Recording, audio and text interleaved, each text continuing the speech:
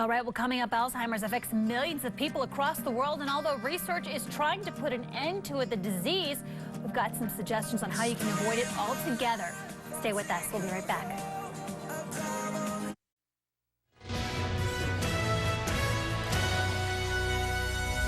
And welcome back, everyone. According to the Alzheimer's Association, 1 out of 8 Americans are going to be affected with Alzheimer's. It's a disease that millions of people deal with around the world, whether they have it themselves or maybe through a loved one. Joining me now is Dr. Jay Sordean, author of the Super Brain, Maximize Your Brain Health for a Better Life, to talk about this. We hear so much. Thanks so much for being with us.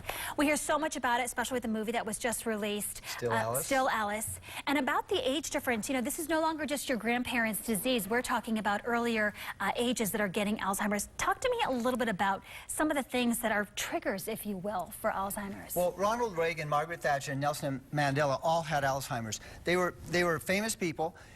Alzheimer's can affect anyone almost at any age, but in the 40s to 50s is when we're starting to see the early signs of dementia and Alzheimer's.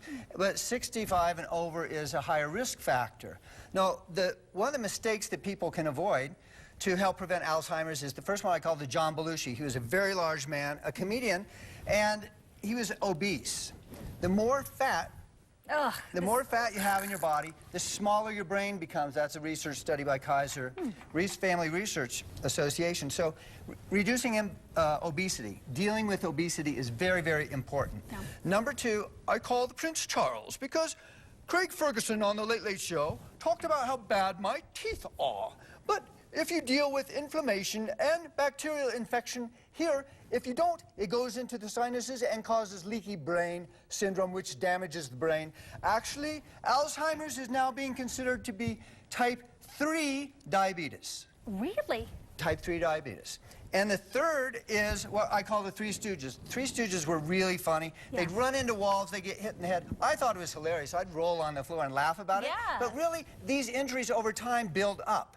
Which, like Chris Borland of the 49ers, he recently retired after 1 year because he was afraid of the damage it was going to cause to his brain and dementia. Yeah. So wearing helmets and other things like that, when you're skateboarding, when you're skiing, when you're riding a bicycle, motorcycling, whenever, very key to prevent damage to your brain. Protect your brain. And you also say food's a big part of it as well? Food's a very big part of it because diabetes and sugar, high blood sugar, is going to cause crusty brain. Okay.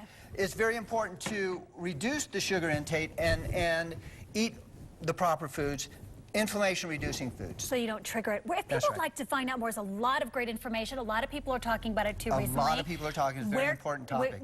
So where can they find your book? The book is online at Amazon. Okay, great. So you can pick it up there. A lot of great information, some tips too, just to not only just these, but a lot more as well. A great read. Check it out. Thank you so much for being with us. Thank you so much. Have a great day, and we'll be back, everybody. Stay with us.